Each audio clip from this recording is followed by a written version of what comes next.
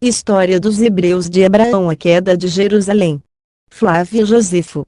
Traduzido por Vicente Pedroso. Livro 19.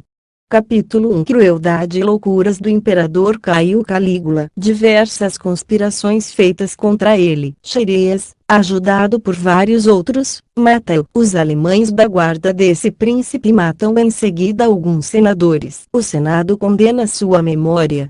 795. O furor do imperador Caio não se estendia então somente aos judeus de Jerusalém e das regiões vizinhas, como acabamos de ver. As terras e os mares gemiam sob a sua tirânica dominação, e, dentre as muitas províncias sujeitas ao Império Romano, não havia uma sequer que deixasse de lhe sentir os funestos efeitos. Os males que ele as fazia sofrer chegaram a tal excesso que nada de semelhante se vê em história alguma. E a própria Roma não foi tratada menos desumanamente que as outras cidades.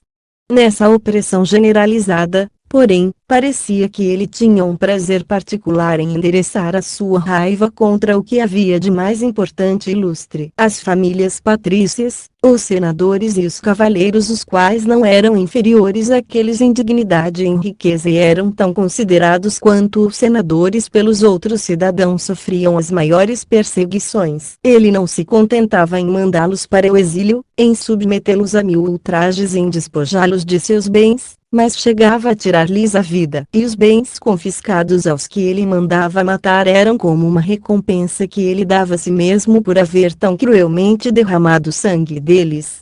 Mas, se esse príncipe era tão bárbaro, não era menos extravagante. Não lhe bastava receber de seus súditos todas as honras que se podem prestar a um homem. Ele exigia que o reverenciassem como a um deus e, quando ia ao Capitólio, que é o mais célebre de todos os templos de Roma, tinha a insolência de chamar Júpiter de irmão. Dentre tantos outros sinais de sua loucura, nenhum houve mais patente que a esquisitice de ir a pé enxuto de Puteoli até Misena, 2 cidades da campanha separadas por um braço de mar de 30 estádios. Julgou que era indigno dele ir de uma outra cidade apenas em galeras e que o mar não lhe devia ser menos sujeito que a terra. Assim, mandou construir uma ponte de um promontório a outro e passou por ela num carro soberbo, com alegria de pensar que aquele caminho completamente novo era digno da majestade de um deus, tal como ele se imaginava.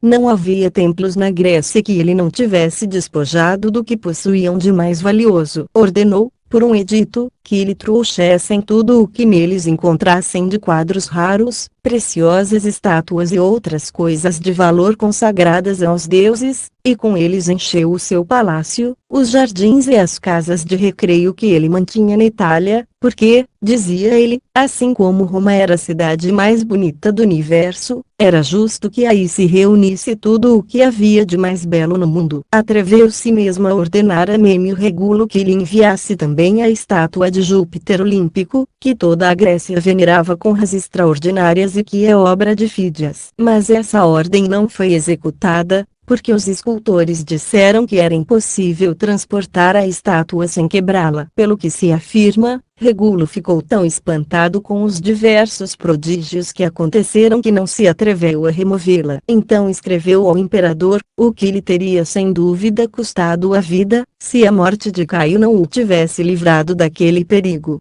A horrível loucura desse príncipe, todavia, não se detinha aí. Ao nascer-lhe uma filha, ele a levou até o Capitólio e colocou-a sobre os joelhos da estátua de Júpiter, como se aquele deus fosse parente dele, e teve a insolência de dizer que a criança tinha 2 pais, mas permitia que se julgasse qual dos 2 era o mais importante. Vemos todas essas coisas com horror, e no entanto eram toleradas. Ele não teve vergonha de permitir aos escravos que acusassem os seus senhores de toda a espécie de crimes. Essas temíveis acusações eram apoiadas pela sua autoridade, e bem se sabia que lhe eram agradáveis. Pólux, um dos escravos de Cláudio, foi desse número. Ele teve a ousadia de depor contra o seu amo, e esse bárbaro imperador ainda fez questão de ser um dos juízes do próprio tio, na esperança de fazê-lo morrer como criminoso que, todavia, não conseguiu. 796. Tão odioso proceder encheu o império de caluniadores, elevou os escravos acima de seus amos e causou um número infinito de males. Por isso, fizeram-se várias tentativas contra sua vida, uns pelo desejo de vingança, devido ao que os havia feito sofrer, outros, para evitar o perigo que os ameaçava, pois de nenhuma outra forma, senão tirando do mundo, seria possível restabelecer a autoridade das leis, a segurança dos cidadãos e a felicidade pública. E, nesse desejo comum a tantos povos, a nossa nação seria beneficiada mais que qualquer outra, pois não haveria como impedir a sua completa ruína se esse reinado infeliz continuasse. Isso me obriga a relatar de modo muito exato a maneira como esse miserável príncipe terminou a sua vida, para manifestar como e com quanta bondade Deus alivia os aflitos e para ensinar àqueles que estão elevados ao mais alto grau de felicidade a se moderar na sua glória e a não desonrar a própria memória com ações vergonhosas e cruéis, na ilusão de que nada será capaz de destruir a sua boa sorte. Fizeram-se 3 distintas conspirações para libertar o mundo do jugo insuportável desse tirano, e todas foram organizadas por homens de grande coragem. Emílio Rego, nascido em Córdoba, na Espanha, foi o chefe da primeira. Cássio Xerez, que era oficial de uma das companhias de guarda do imperador, liderou a segunda. Anio Minuciano idealizou a terceira. E todos eles valeram-se de cúmplices.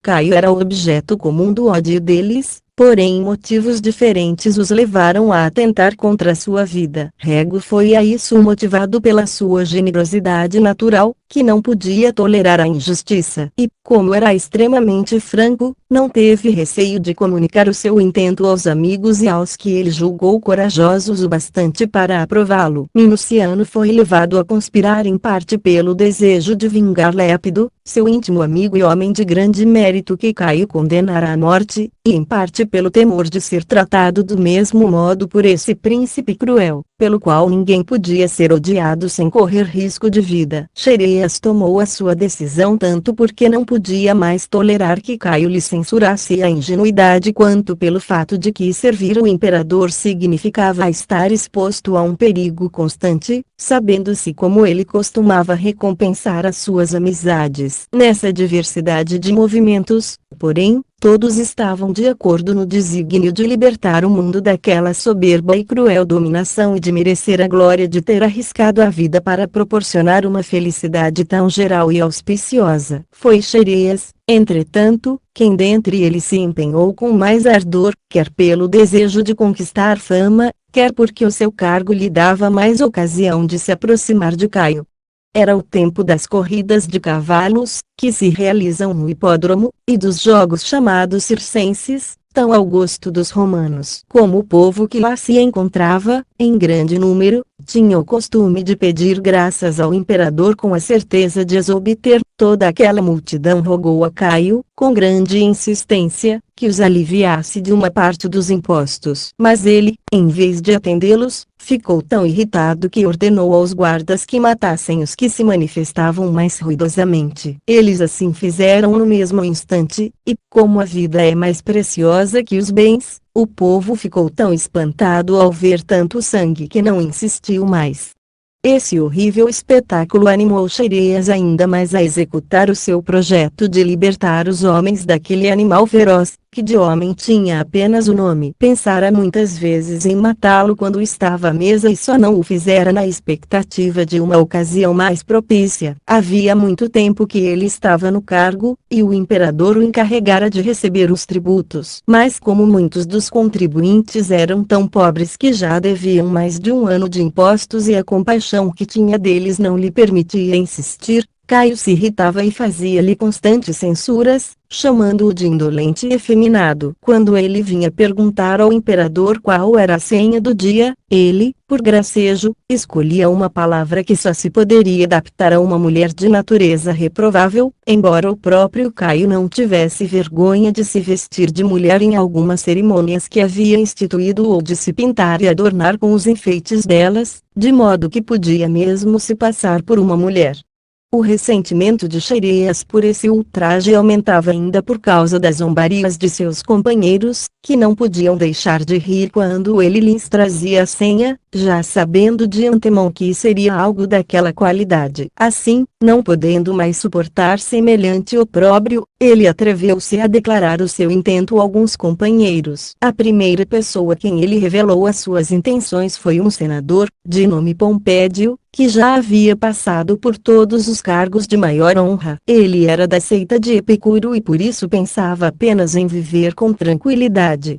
No entanto, um inimigo seu, de nome Timídio, acusou-o de ultrajar com palavras o imperador, alegando como testemunha uma comediante muito famosa, de nome Quintilia, pela qual Pompédio estava apaixonado. Mas a acusação era falsa, e a mulher recusou-se a mentir, pois estava em jogo a vida de uma pessoa que amava. Isso obrigou Timídio a pedir que ela fosse torturada. Caio, que jamais deixava de se enfurecer em tais circunstâncias, ordenou a Xerêas que o fizesse imediatamente. Ele costumava encarregar Xerêas de semelhantes tarefas, convencido de que, em função das censuras que lhe movia por causa de sua frouxidão, ele as executaria com mais rigor que qualquer outro.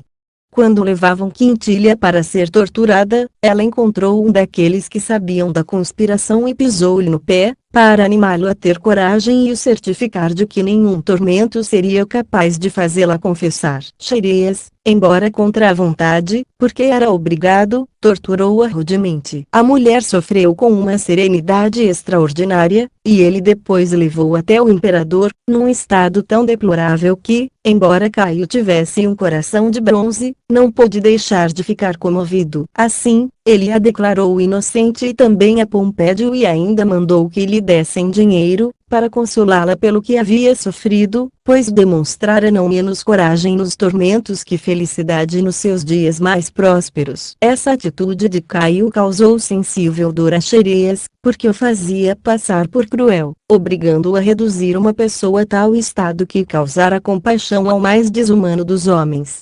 Incapaz de conter-se, ele resolveu falar a Papiniano, que desempenhava um cargo semelhante ao seu, e a Clemente, que também tinha um cargo no exército. Disse ele, dirigindo-se a Clemente: vós sabeis com que afeto e fidelidade velamos pela conservação do imperador e como, graças aos nossos cuidados e esforços, tantas conspirações contra ele foram descobertas, as quais custaram a vida a uns e levaram outros a tormentos tão cruéis que ele mesmo chegou a ficar compadecido. Mas seriam essas tarefas dignas de nossa profissão e de nossa coragem? Clemente nada respondeu, mas o rubor que lhe apareceu no rosto demonstrava muito bem quanto ele se sentia envergonhado por estar desempenhando semelhante mistério que somente o medo o impedia de condenar a loucura e o furor de Caio.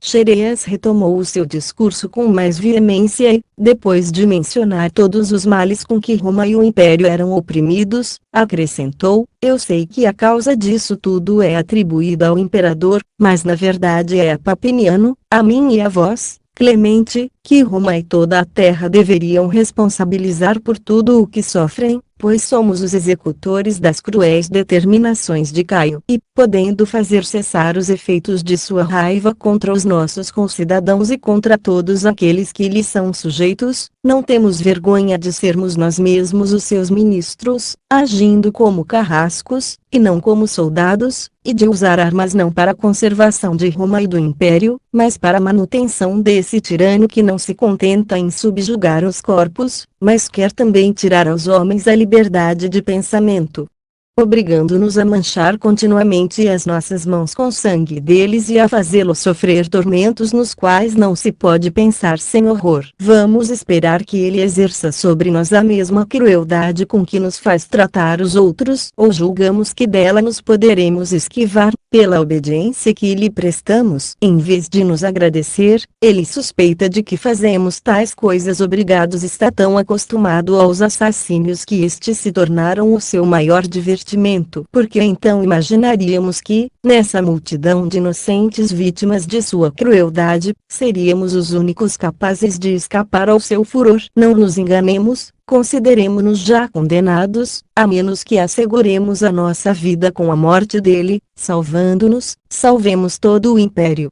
Clemente aprovou os desígnios de Xerêas, mas o aconselhou a mantê-los em segredo, pois, se alguém os descobrisse antes que fossem postos em prática, a morte deles seria certa. Era de opinião que aguardassem, até que o tempo fizesse aparecer uma oportunidade favorável. E, ainda que a velhice, que lhe começava a gelar o sangue nas veias, o fizesse abraçar conselhos mais seguros, confessava que não podia haver argumentos mais honestos nem mais generosos que aqueles que acabavam de ser expostos. Depois dessa resposta, Clemente retirou-se para sua casa, refletindo naquilo que lhe fora dito e também no que ele próprio dissera.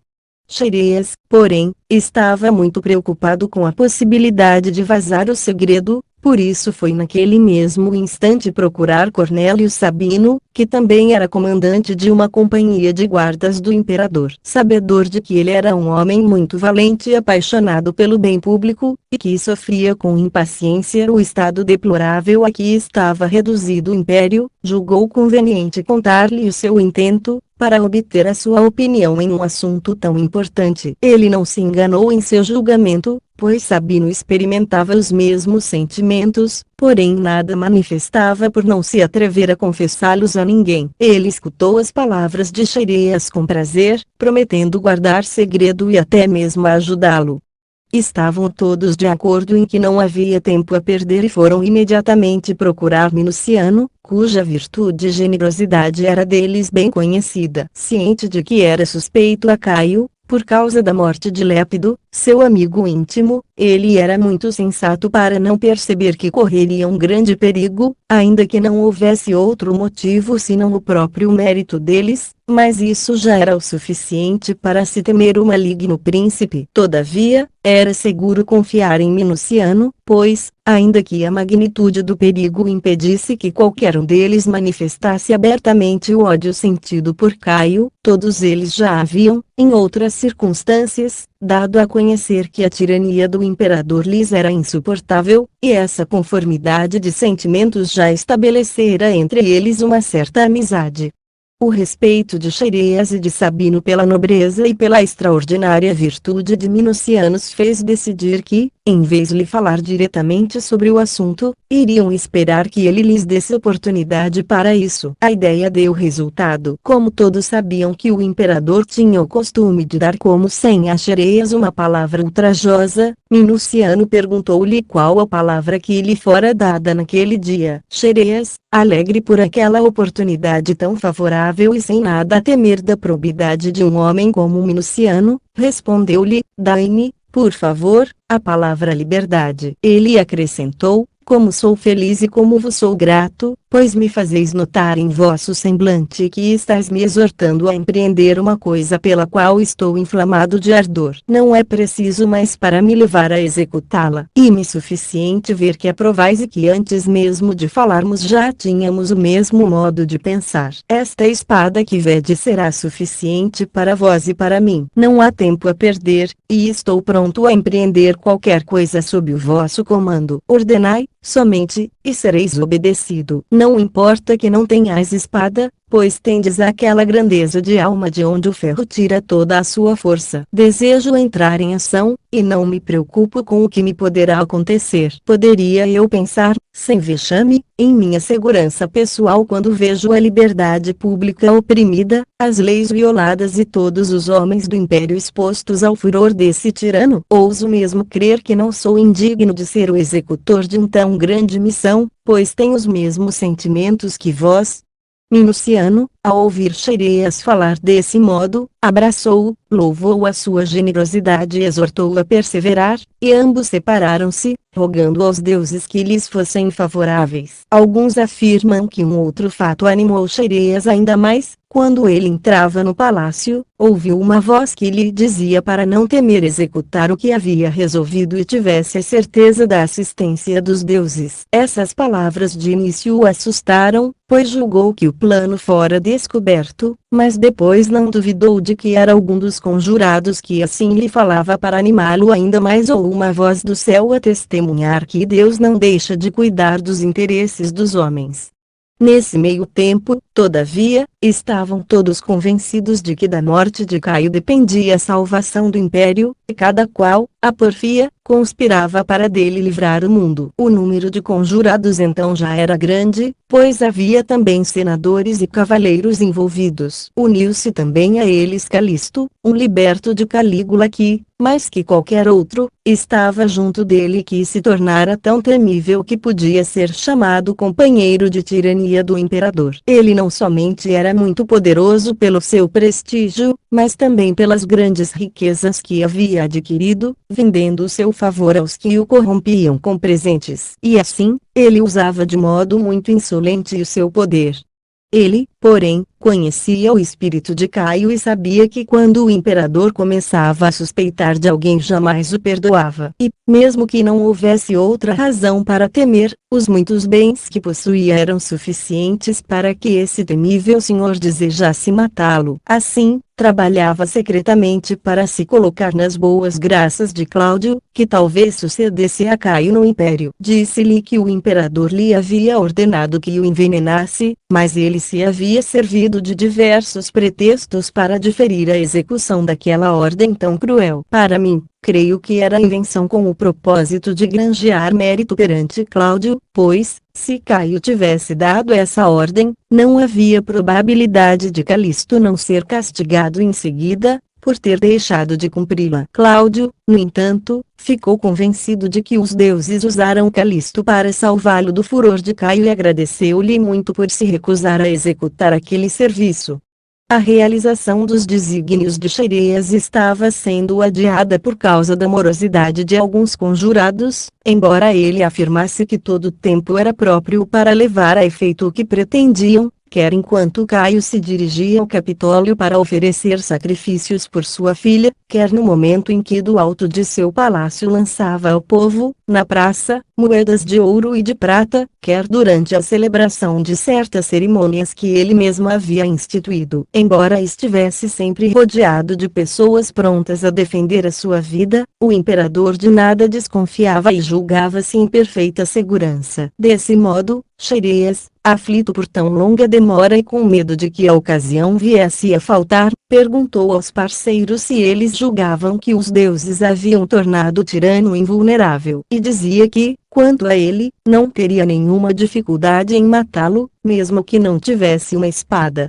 Todos louvavam o seu amor pelo bem público, mas julgavam necessário protelar um pouco, de modo que, diziam eles, se a coisa não saísse bem, a cidade não se pusesse em rebuliço, e também por causa das investigações que se fariam contra eles, tirando aos outros o meio de executar esse intento enquanto ainda tinham a coragem de tentá-lo. Eles achavam mais conveniente aproveitar a ocasião dos jogos instituídos em honra a César, qual, para se elevar ao soberano poder, foi o primeiro a suprimir a liberdade dos romanos, mudando a república em monarquia porque, além da grande multidão de povo que corria ao teatro, que então se situava em frente ao palácio, todas as pessoas pertencentes à nobreza de Roma para lá se dirigiam com as suas mulheres e filhos. O imperador lá se encontraria também, e seria difícil, então grande aperto, que aqueles que velavam pela sua segurança pudessem então protegê-lo do ataque dos conspiradores.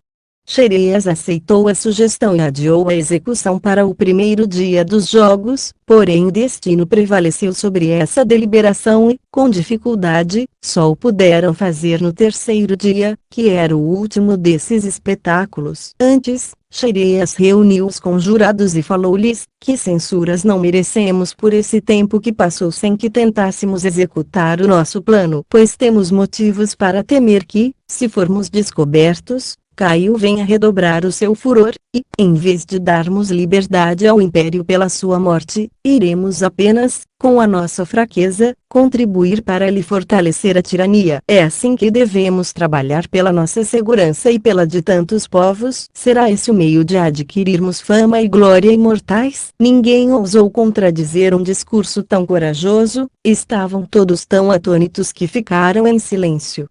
Ele acrescentou, Acaso pretendeis adiar ainda mais? Não sabeis que hoje é o terceiro dia, o último destes jogos, e que Caio está prestes a embarcar para Alexandria, a fim de conhecer o Egito? Julgais então que devemos deixar escapar esse monstro, que causa horror à natureza, ou permitir que ele triunfe tanto por mar quanto por terra, sobre a fraqueza dos romanos? Ou desejais que algum egípcio mais corajoso que todos nós tenha a honra de restaurar, pela morte desse tirano, a liberdade oprimida? Quanto a mim, estou resolvido a não perder mais tempo em vãs deliberações, e o dia não passará sem que eu me desobrigue do que devo à minha pátria. O que a sorte determinar, receberei com alegria. Prefiro isso a tolerar que um outro me arrebate a glória de libertar o mundo de um homem que a todos aterroriza.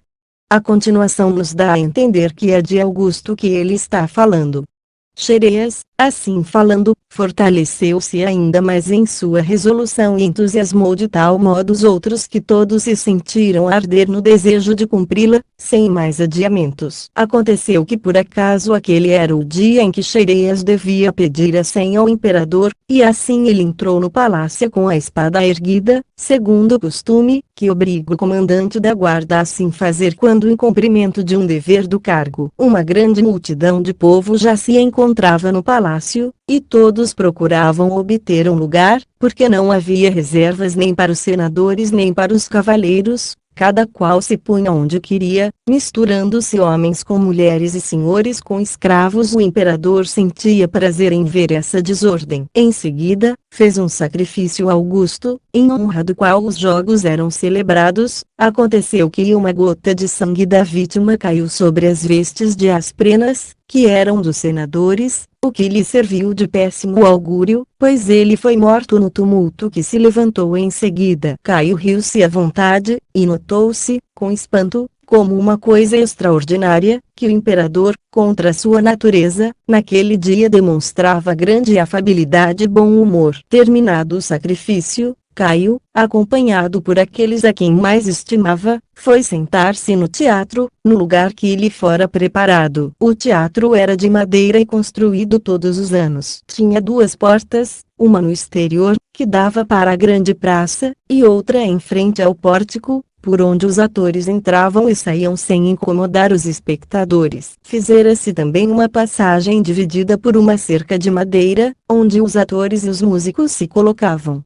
Depois que todos tomaram os seus lugares, Xereas e os demais comandantes da guarda ficaram bem próximos do imperador, que se havia posto do lado direito do teatro. Batívio, senador, que havia sido pretor, perguntou baixinho a Clívio, que já fora cônsul e que estava sentado perto dele, se não tinha ouvido falar de nada. Tendo este respondido que não, Batívio acrescentou: vereis hoje representar-se uma peça que acabará com a tirania. Clívio retrucou: cale-se, para que algum grego não nos venha escutar. Com essas palavras, ele fazia alusão a um verso de Homero. Em seguida, foi atirada ao público grande quantidade de frutas, e pássaros muito belos e raros também foram soltos. Caio sentia prazer em ver os pássaros disputando as frutas e o modo como o povo se esforçava para apanhá-los. Aconteceram em seguida duas coisas que poderiam passar por presságios. A primeira, que no teatro se representava um juiz, o qual, tendo sido acusado de um crime, fora punido com a pena de morte. A outra, que se apresentava a tragédia de Cinira, na qual ela e Mirra, sua filha, eram mortas. Ao redor dessas três pessoas, foi espalhada uma grande quantidade de sangue, que se havia trazido para esse fim, ao se lhes representar a morte. Acrescente-se a isso que fora naquele mesmo dia que Filipe, filho de Amintas, rei da Macedônia, tinha sido outrora morto por Pausânias, um de seus amigos, quando ia para o teatro. Como aquele era o último dia da festa, Caio estava para resolver se ficaria até o fim ou se iria tomar o seu banho e cear, para regressar em seguida, como de costume. Minuciano, que estava sentado perto dele, tinha visto Xereas sair, temendo que viesse a faltar a oportunidade de se executar o plano, levantou-se para ir animá-lo. Mas Caio agarrou pelo manto e disse-lhe, de maneira obsequiosa: onde vais agora, homem de bem? Essas palavras o detiveram, e ele tornou a sentar-se. Porém, não podendo vencer aquele temor, levantou-se uma segunda vez, e Caio não tentou mais retê-lo, pois imaginou que ele tivesse alguma necessidade urgente, que o obrigava a sair. Logo em seguida, Asprenas, que estava ciente de tudo, convenceu o imperador de que era melhor ir ao banho e cear, para depois voltar ao espetáculo. Xereas, no entanto, havia colocado cúmplices nos lugares mais próprios para o seu intento e, ansioso por causa da demora, pois já era a 9ª do dia, resolveu voltar ao teatro e terminar logo o trabalho. E, ainda que soubesse que esse gesto poderia custar a vida de algum senador ou cavaleiro, considerou que a liberdade pública era preferível à conservação da vida de alguns cidadãos. Mas quando ele se dirigia para o teatro, um rumor que ouviu deu-lhe a entender que Caio havia saído para ir ao palácio. Os conspiradores, nesse momento, romperam a multidão, como se fosse por ordem do imperador, mas na realidade era para matá-lo mais facilmente, quando ninguém mais estivesse entre eles e o soberano. Cláudio, seu tio, Marcos Vinício, que desposara a sua irmã, e Valério Asiático, procônsul, os quais, pela sua condição, não podiam ser impedidos de se retirar, caminhavam diante dele. Paulo Arúncio ia atrás dele. Depois de entrar no palácio, Caio deixou o caminho comum, que Cláudio e os que iam diante dele haviam tomado, onde os oficiais da casa esperavam para ir ao banho, e seguiu por um caminho escondido, a fim de ver a exibição de uns moços que lhe haviam trazido da Ásia para cantar hinos nas cerimônias e nos sacrifícios que ele havia instituído e para dançar no teatro as danças das quais Pirro é o autor. Xereas então aproximou-se para pedir-lhe a senha, e Caio não deixou de lhe dar, segundo o costume, uma palavra para ridicularizá-lo. Xereas revidou a injúria com outra e com um golpe de espada, que no entanto não foi mortal. Alguns querem crer que ele o fez de propósito, a fim de que, antes de morrer, Caio pudesse receber ainda outros golpes e para que o castigo pelos seus crimes lhe fosse mais doloroso. Isso, todavia, me parece pouco provável, pois não se costuma raciocinar em semelhantes ações. Se Xereas tinha mesmo essa intenção, estimo que ele tenha sido o mais tolo de todos os homens, deixando-se levar desse modo pelo ódio que nutria por Caio e preferindo essa vã satisfação a livrar a si mesmo e a todos os seus cúmplices do perigo em que se encontravam. Enquanto vivesse, Caio não ficaria sem defensores, ao passo que, estando morto, os conjurados poderiam escapar à sua vingança antes que houvesse ocasião de serem descobertos. Deixo, porém, a cada qual que faça o juízo que bem quiser. O golpe que Caio recebeu o atingiu entre o pescoço e o ombro, e teria avançado mais se não tivesse encontrado o osso. Ele sentiu grande dor, mas não gritou nem chamou ninguém em seu auxílio. Soltou apenas um suspiro, talvez porque o medo tenha feito perder a fala, ou porque desconfiava de todos ou ainda por causa de sua natural altivez. Gemendo, ele tentava fugir, quando Cornélio Sabino segurou e o fez cair de joelhos. Os outros conspiradores então rodearam-no gritando, mais um, e acabaram de matá-lo.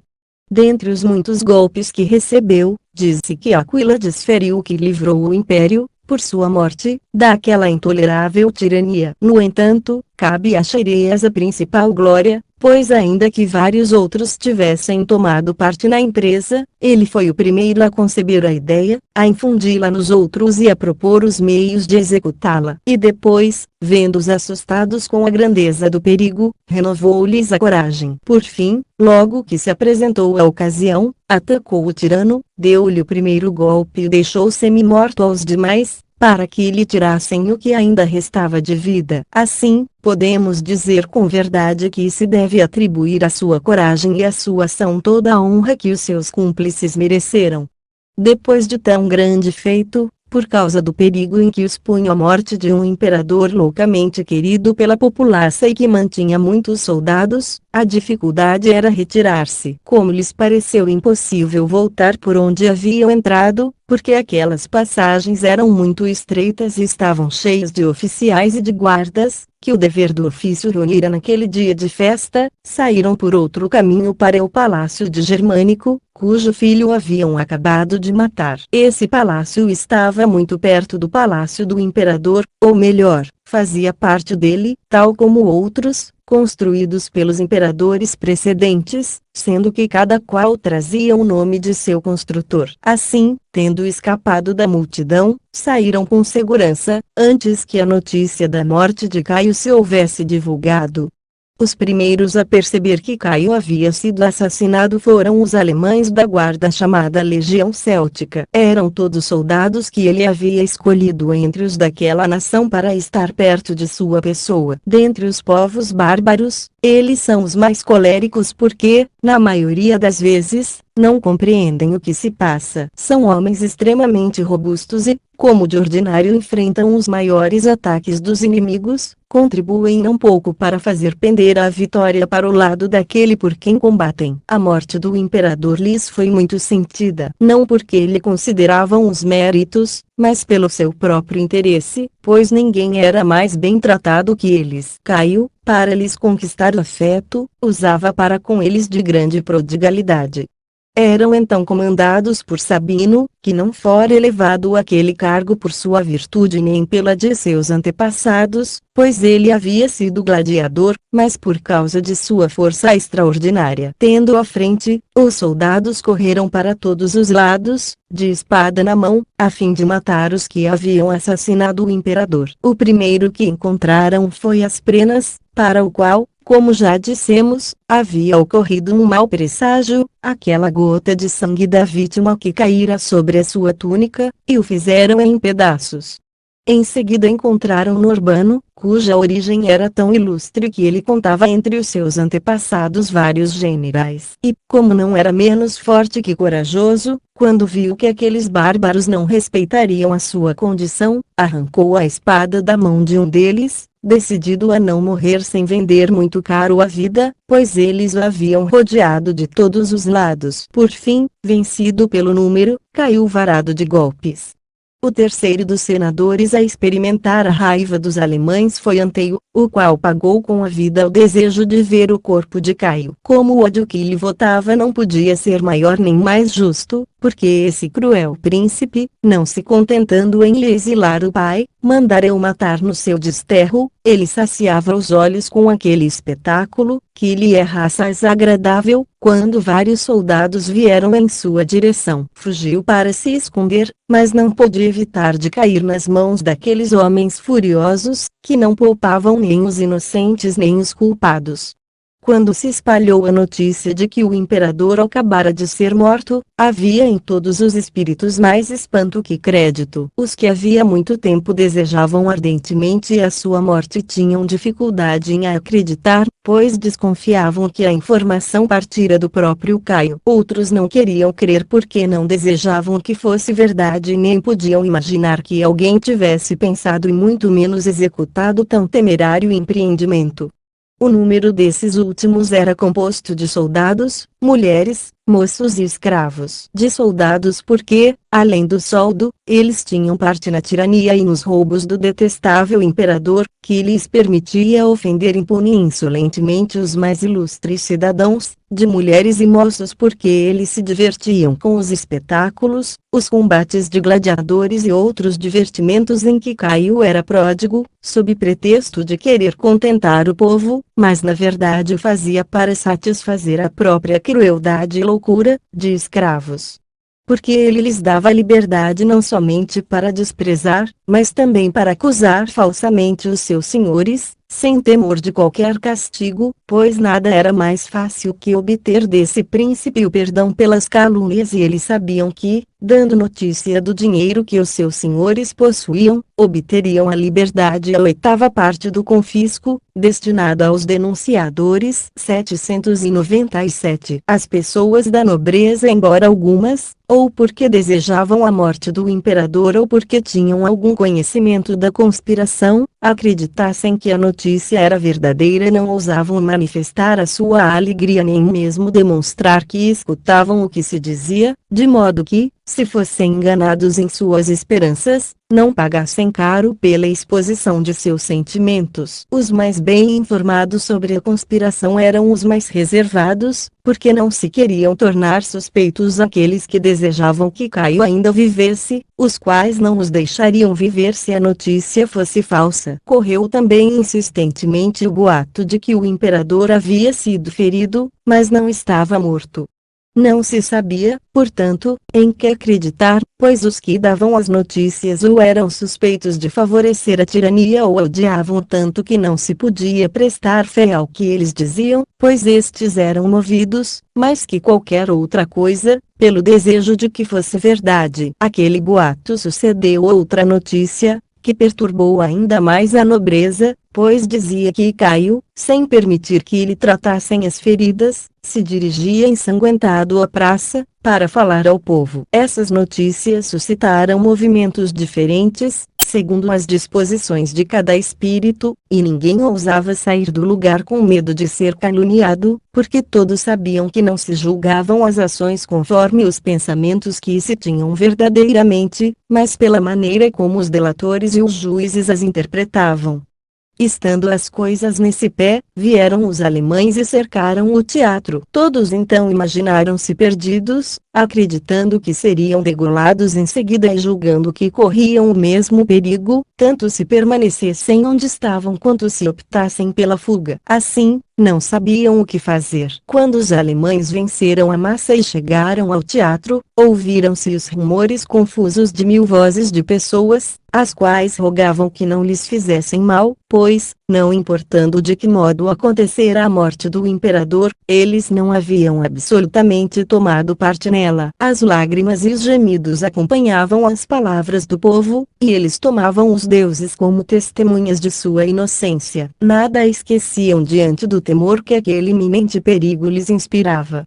Por maior que fosse o furor dos alemães, eles não conseguiram permanecer insensíveis a tantos gritos e lágrimas. Comoveram-se também ao ver a cabeça de Asprenas e as dos outros que eles haviam matado colocadas sobre um altar por eles mesmos, porque as haviam trazido de onde se encontravam. O horrível espetáculo da infelicidade de tantas pessoas de classe não somente causava compaixão às pessoas da nobreza e ao povo como os fazia tremer, porque não tinham a certeza de que sairiam ilesos de tão grande perigo, enquanto a alegria daqueles que tinham motivo para odiar Caio era perturbada pelo temor de não saberem se continuariam vivos. Nesse mesmo tempo, um pregoeiro público, de nome Arúncio, que tinha uma voz muito forte e era muito rico e querido pelo povo, apareceu no teatro em vestes de luto e com todas as demonstrações de grande dor. Embora ele odiasse Caio, dissimulava a alegria que estava sentindo, e, julgando que importava dar a conhecer a todos que o príncipe realmente havia morrido, fez o anúncio em alta voz, a fim de que ninguém mais pudesse duvidar. Dessa maneira, ele conseguiu deter os alemães, e os oficiais ordenaram-lhes que recolocassem a espada na bainha. Essa declaração pública da morte do imperador foi a salvação de um grande número de pessoas. Até ali havia o risco de morrerem, pois a fúria dos alemães e a sua dedicação a Caio eram tão grandes que enquanto lhes restasse alguma esperança de lhe salvar a vida não haveria violência ou crueldade que não estivessem dispostos a praticar para vingar a conspiração. Mas a certeza de sua morte desarmou-lhes a cólera, porque não podiam mais lhe dar provas de seu afeto nem receber dele os costumeiros favores. Além disso, tinham agora motivo para temer um castigo da parte do Senado, caso este viesse a governar.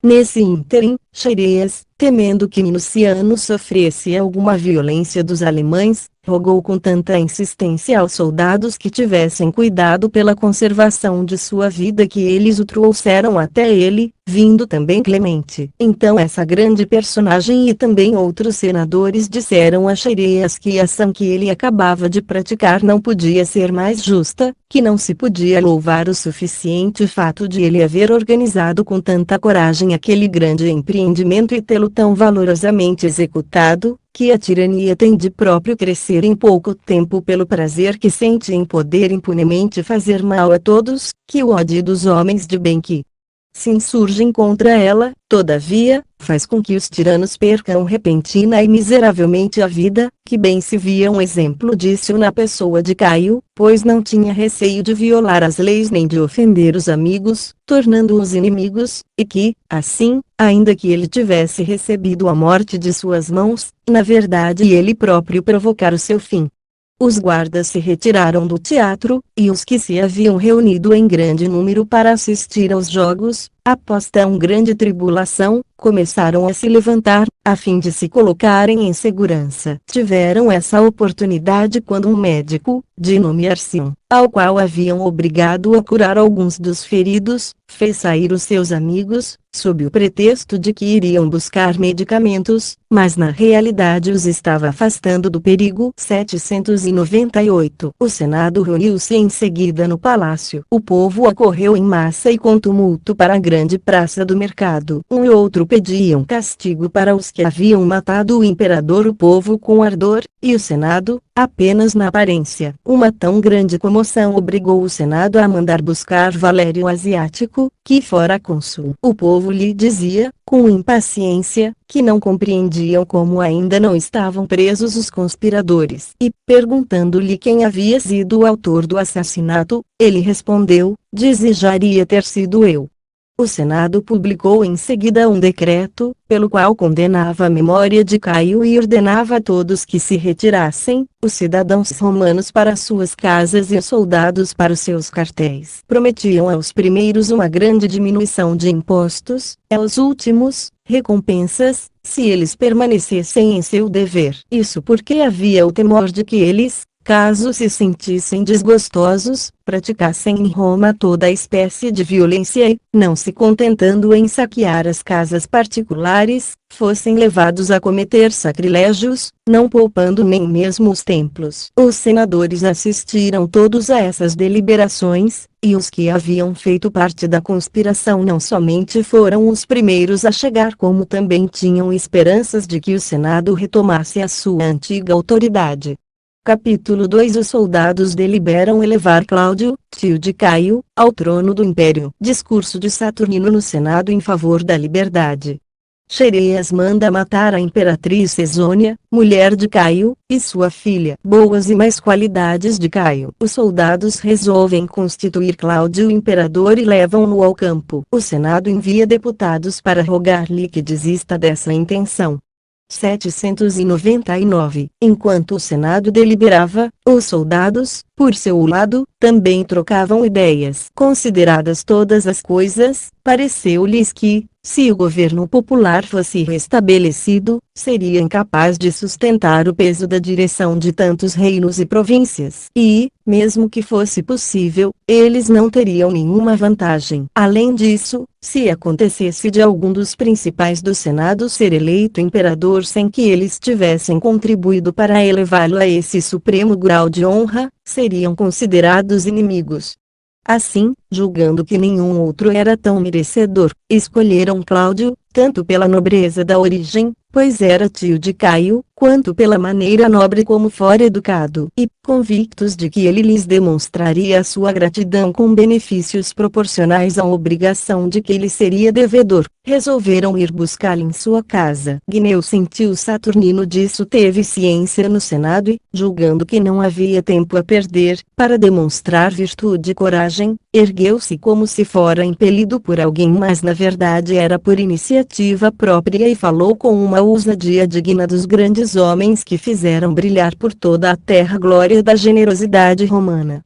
Ele disse: estamos vendo, por fim, senhores, após uma servidão de tantos anos, despontar hoje, contra toda a esperança, a nossa liberdade. É verdade que não sabemos o quanto há de durar, porque depende da vontade de Deus a sua conservação, depois de ele nula conceder. Mas, ainda que tão grande ventura logo desapareça, não devemos deixar de estimá-la, pois não há homem de coragem que não sinta alegria em viver livre, num país livre, e desfrutar pelo menos durante algumas horas a doçura que nossos antepassados gozavam no século séculos em que a República florescia em todo o seu esplendor. Como nascia após essa liberdade haver sido suprimida, não vi esse tempo feliz, quando se estudavam as letras e se era treinado nos exercícios que podem formar o espírito e erguer o ânimo. Assim, tudo o que posso fazer é manifestar o meu amor por aquela que hoje se nos apresenta. Eis porque julgo que, abaixo dos deuses imortais, não há honra que não devamos tributar àqueles cuja generosidade e virtude nos fizeram rever a luz tão doce da liberdade. Pois, mesmo que a desfrutássemos durante um só dia, não seria isso para cada um de nós um grande bem. Para os velhos, porque morreriam sem tristeza, após uma mudança tão inesperada. Para os jovens, porque é para eles um exemplo que não poderiam deixar de imitar sem degenerar da virtude de seus antepassados, pois somente por meio de ações virtuosas podemos conquistar a liberdade. Das coisas passadas, posso falar apenas por referências de outros, mas as que vi não me permitem ignorar os males causados pela tirania. Sei que ela faz guerra aberta à virtude, não tolera os que possuem coragem e mérito, infunde o medo nos espíritos e leva-os a covarde bajulação, pois é quando não se administra mais pelas leis, e sim pelo humor do príncipe. Depois que Júlio César,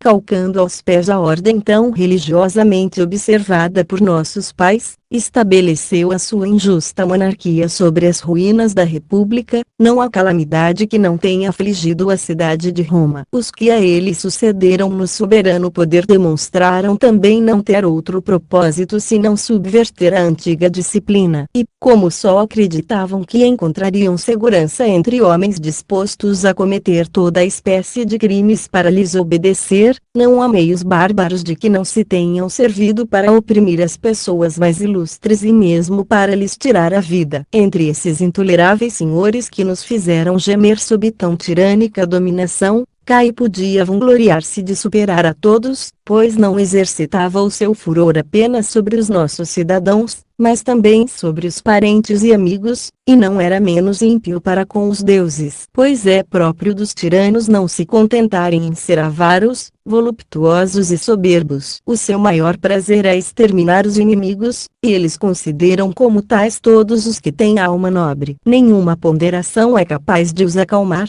pois, sabendo o quanto são odiosos aos que lhes estão sujeitos, acham que não se conservarão em segurança senão oprimindo-os de tal modo que eles não possam livrar-se de tantas misérias. Agora, então, que disso nos livramos, com a vantagem de só dependermos de nós mesmos, a nossa união presente pode gerar segurança para o futuro. Quem nos impede de reerguer a glória de Roma e dar à República o seu antigo brilho e o primeiro esplendor? Podemos falar com liberdade contra as desordens e propor sem perigo tudo o que julgamos mais vantajoso para o bem público, pois sacudimos o jugo desses senhores prepotentes. Lembremo-nos de que nada favoreceu tanto a tirania em seu início quanto a covardia daqueles que a ela não se ousaram opor e que foram essa fraqueza e a mesquinhez de se preferir, como escravos, uma vida vergonhosa a uma morte honrosa que lançaram Roma neste abismo de infinitos males. Mas antes de todas as coisas, senhores, prestemos a honra devida aos que nos libertaram da escravidão, particularmente as Xerêas, cujo proceder e cujo braço, com o auxílio dos deuses, nos deram a liberdade. Que recompensa não merece receber daqueles pelos quais não receou se expor a tal perigo? Ele tem mesmo vantagem sobre Bruto e Cássio, cuja virtude imitou, pois, enquanto a ação daqueles foi seguida de uma guerra que perturbou todo o império e o mundo inteiro, este, pela morte de um só homem, libertou-nos de todos os males.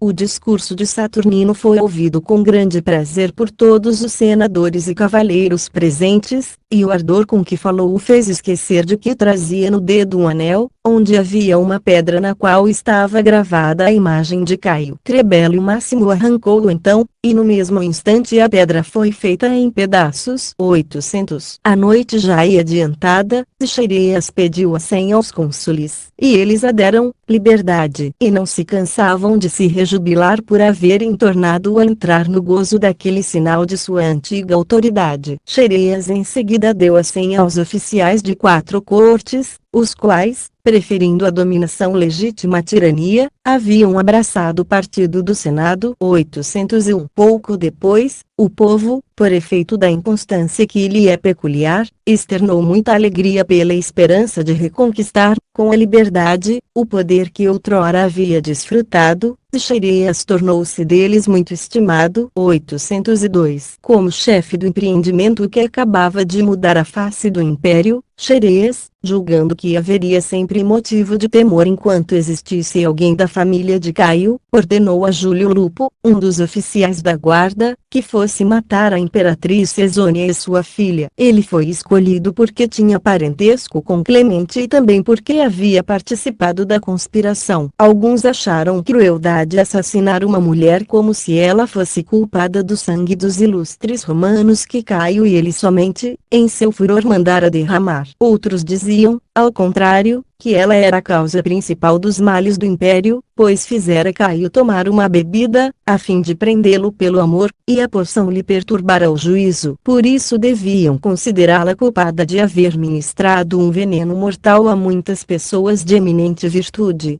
Esse último sentimento prevaleceu, e Lupo partiu para matá-la. Encontrou Cesônia estendida por terra, junto ao corpo do marido, o qual estava privado de tudo, até mesmo do que não se recusa aos mortos, e manchada com o sangue que corria de suas feridas. A filha estava ao lado dela e a ouvia queixar-se amargamente de que Caio não quisera atender aos seus muitos avisos. Essas palavras foram e são ainda hoje diversamente interpretadas. Uns acreditam que ela queria dizer que havia aconselhado o imperador seu marido a mudar de proceder, adotando um estilo mais moderado, a fim de reconquistar o afeto dos romanos e para não levá-los, pelo desespero, a atentar contra sua vida. Outros, ao contrário, julgam que essas palavras significavam que, tendo ouvido alguma notícia da conspiração, ela havia insistido com ele para que matasse imediatamente todos os conspiradores.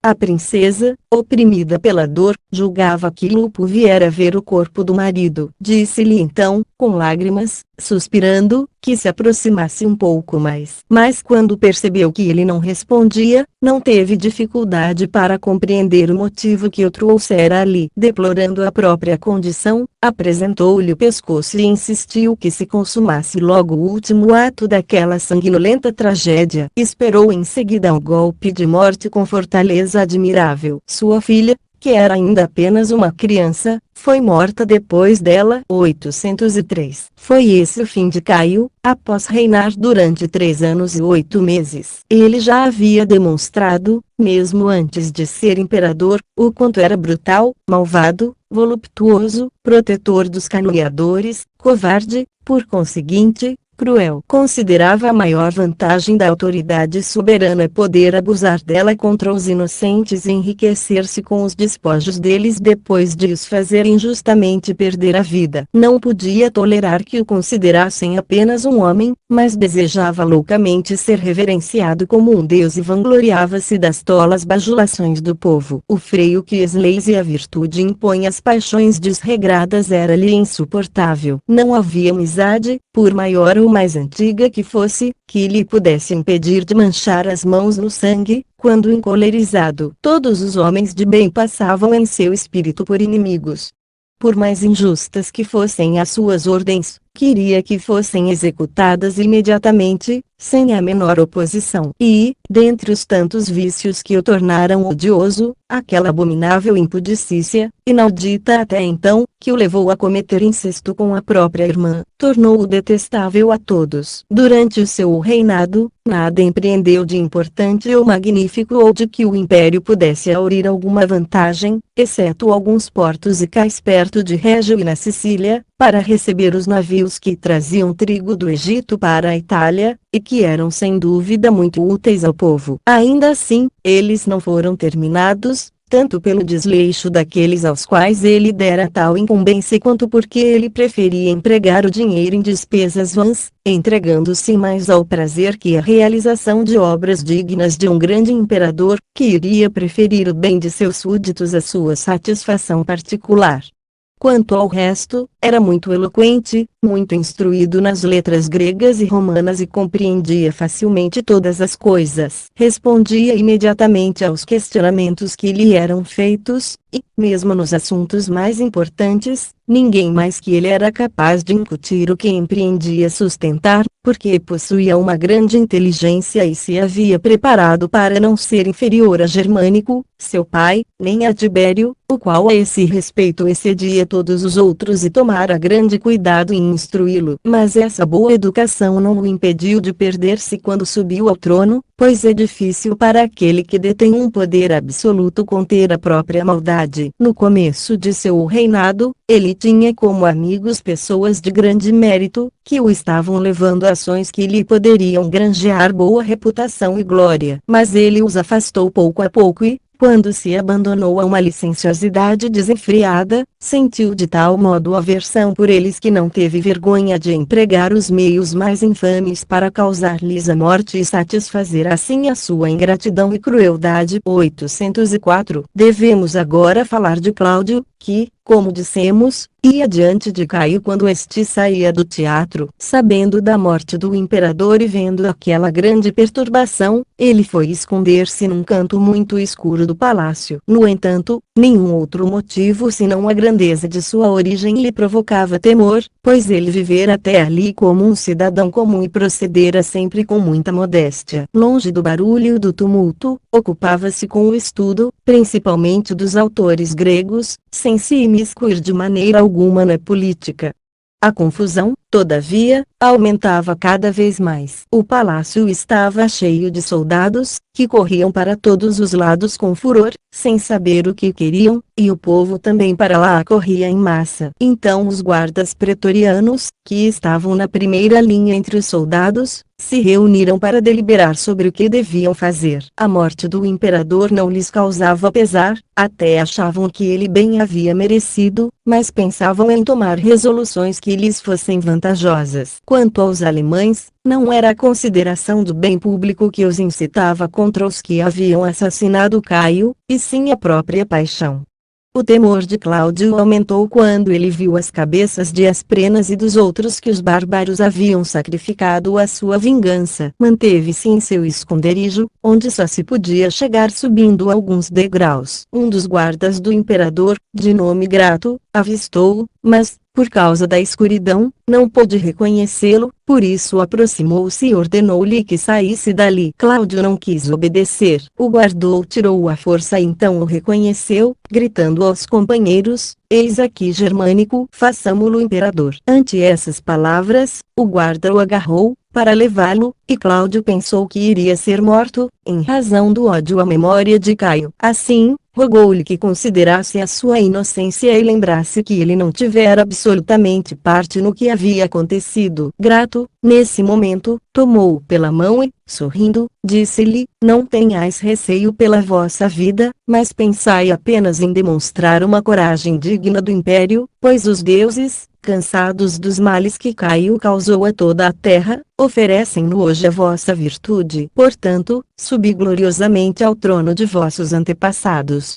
Enquanto Grato falava, um grande número de soldados da guarda pretoriana reuniu-se em torno dele. O combate violento que se travara em seu coração entre o temor e a alegria não lhe permitia sequer caminhar, e então eles o carregaram nos ombros. Muitos, vendo naquele estado, julgaram que iam matá-lo, e, como sabiam que ele jamais havia tomado parte em coisa alguma e até mesmo algumas vezes correra perigo de vida sob o reinado de Caio, ficaram consternados pela sua desdita e protestaram, dizendo que competia aos cônsules julgá-lo. À medida que os soldados caminhavam, outros reuniam-se a eles, que continuavam a levar Cláudio, porque os que carregavam a liteira, julgando perdido ao vê-lo ser agarrado, haviam fugido. O povo abria caminho àquela multidão de soldados que enchia o palácio, o qual dizem estar na parte mais antiga de Roma.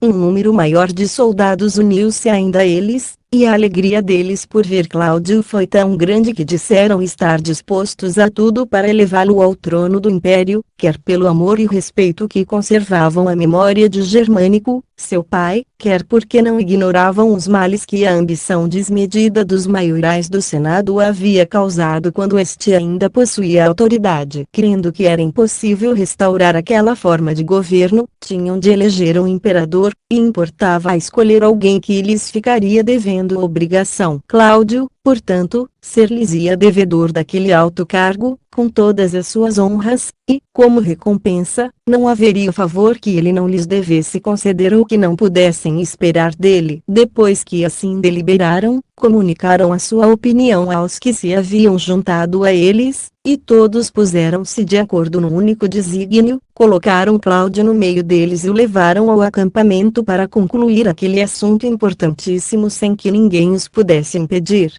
Josefo chama Cláudio de Germânico, porque o imperador era filho de Germânico.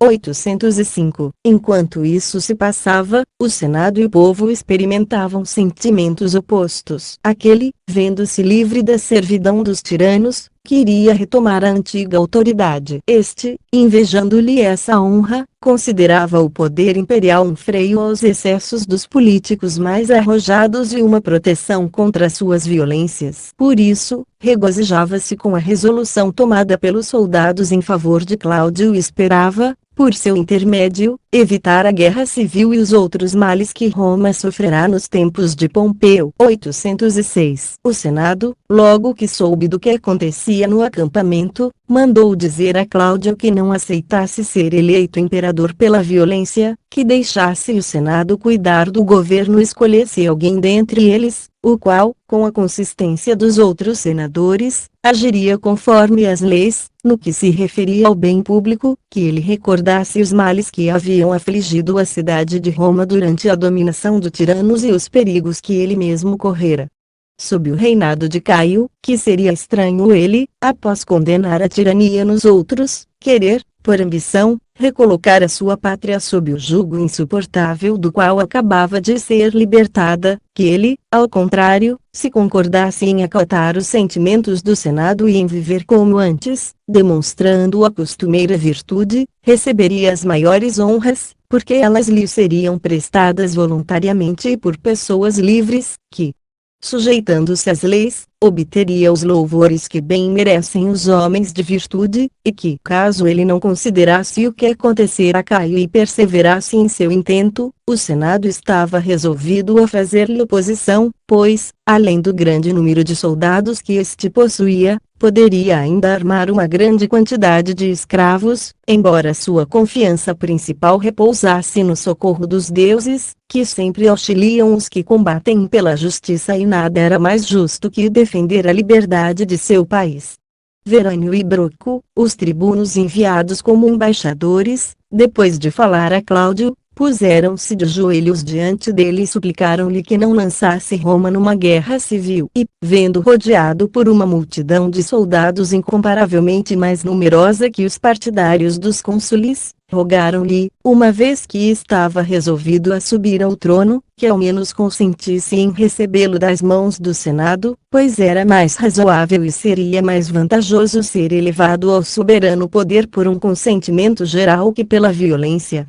Capítulo 3. O rei Agripa fortalece Cláudio na resolução de aceitar o governo. Os soldados que tinham abraçado o partido do Senado, abandonam-o e se unem aos que prestaram juramento a Cláudio, não obstante os esforços de Xereas para impedi-los. Cláudio torna-se imperador e condena Xereas à morte. Ele a sofre com maravilhosa firmeza. Sabino, um dos principais conjurados, suicida-se. 807. Cláudio, ciente de que o Senado estava convencido de poder reconquistar a sua primitiva autoridade, respondeu com muita modéstia, para não chocar os sentimentos deles. Porém não demorou muito a superar os seus temores, em parte pela proteção que lhe prometiam os soldados e em parte pelo fato de Agripa já o haver exortado a não ser inimigo de si mesmo, recusando o oferecimento de um poder que lhe permitiria governar a maior parte da terra. Por fim, decidiu-se a tudo fazer, no que dependia dele, para secundar a sua boa estrela. Esse rei dos judeus, que devia Caio a sua coroa, havia colocado o corpo do imperador sobre um leito, com toda a cortesia que o tempo lhe permitiu, dizendo aos guardas que ele não estava morto, que as feridas o faziam sofrer muitas dores e que ele tinha necessidade urgente de médicos. E, quando soube que os soldados haviam levado Cláudio, rompeu a multidão para ir ter com ele, encontrando-o em tal aflição de espírito que parecia prestes a ceder autoridade ao Senado. Então Agripa restituiu-lhe a coragem e o animou a não perder aquela ocasião de subir ao trono do império.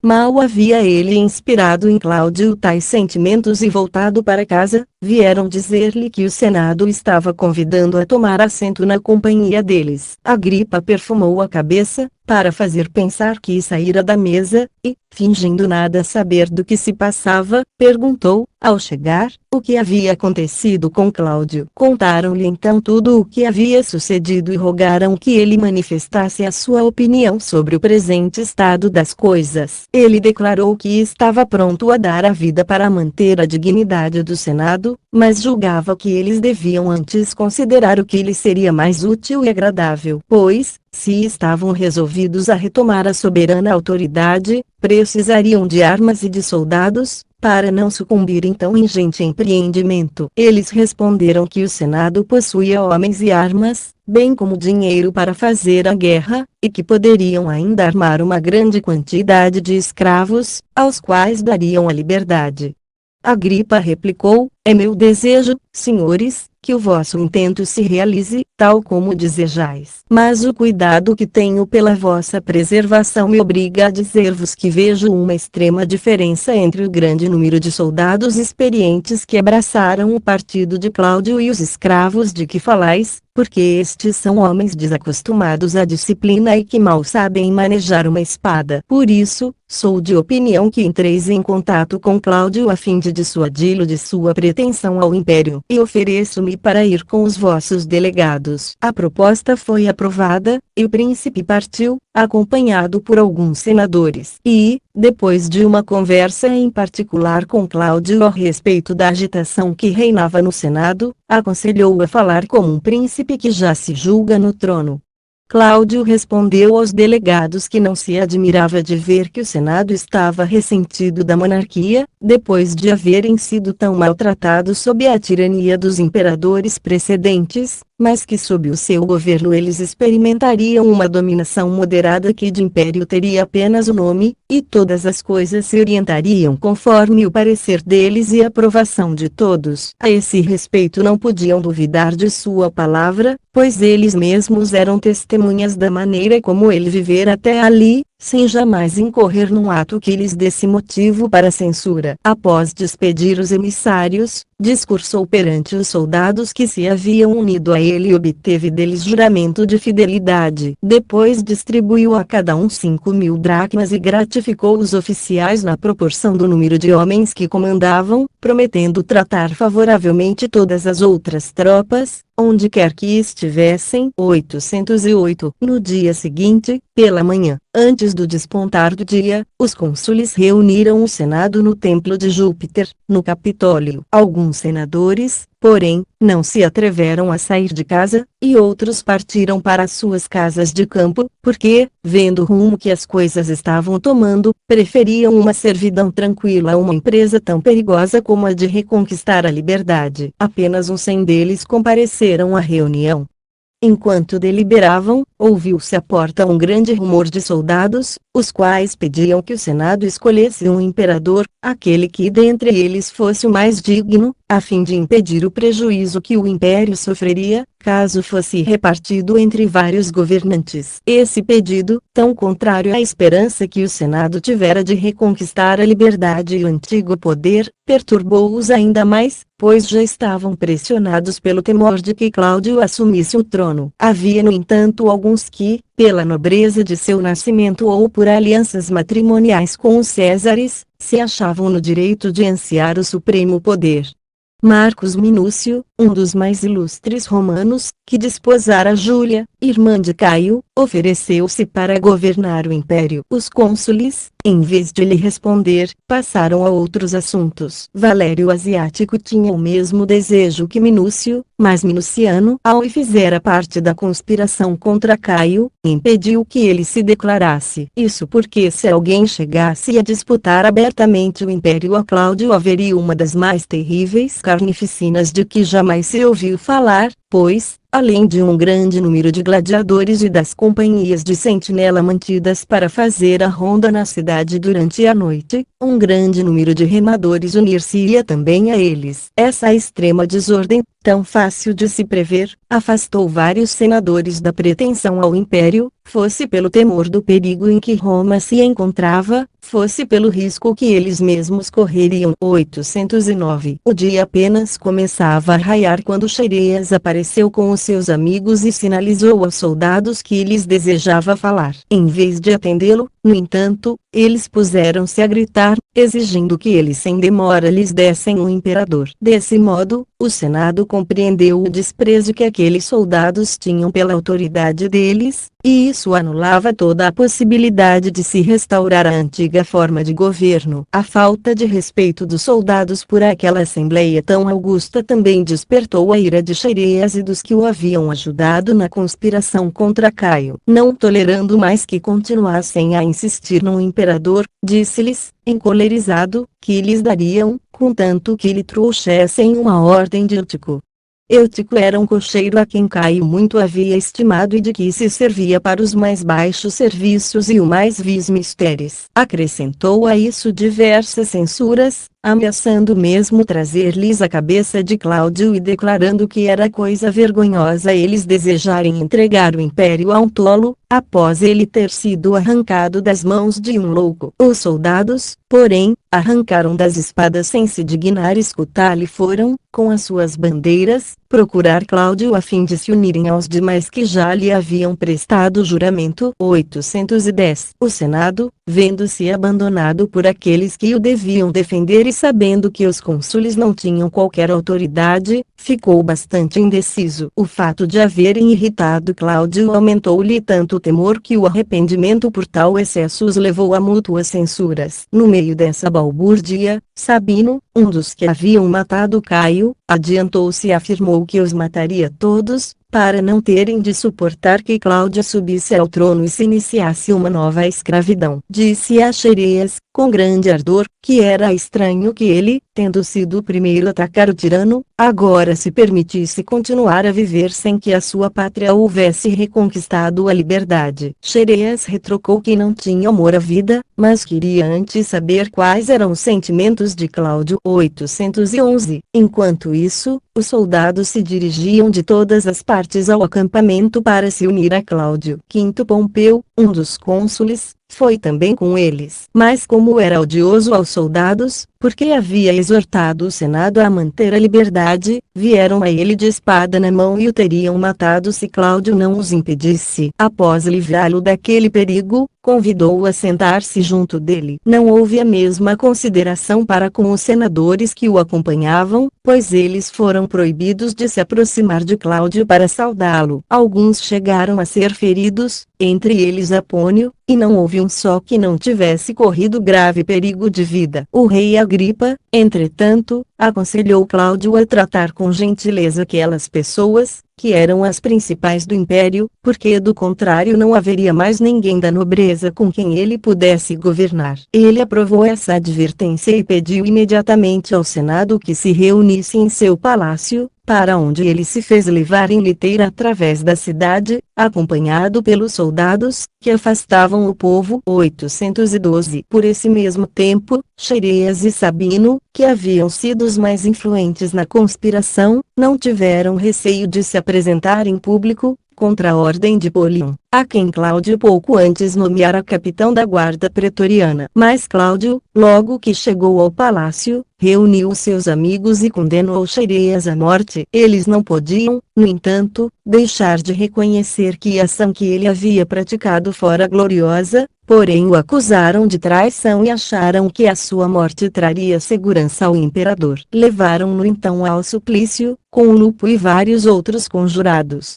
Conta-se que ele demonstrou maravilhosa firmeza e que, além de não altear o rosto, censurou a fraqueza de Lupo, ao vê-lo chorar porque lhe haviam tirado a túnica. Disse-lhe que um lobo jamais sentia frio. No meio da grande multidão que o rodeava, ele perguntou ao soldado que o iria executar se ele estava bem treinado naquele ofício e se a sua espada estava bem afiada. Pediu depois que lhe trouxessem a espada com a qual havia matado Caio. Um único golpe decepou-lhe a cabeça. Lupo, no entanto, recebeu vários golpes, porque o medo fazia com que a balançasse. Alguns dias depois, celebrou-se a festa na qual os romanos fazem ofertas pelos parentes mortos, e o povo as lançou ao fogo em honracherias, pedindo que ele lhes perdoasse a ingratidão. Dessa forma, chegou ao fim aquele que deixou célebre a sua memória por um empreendimento tão generosamente concebido, mantido com tanta perseverança e tão corajosamente executado.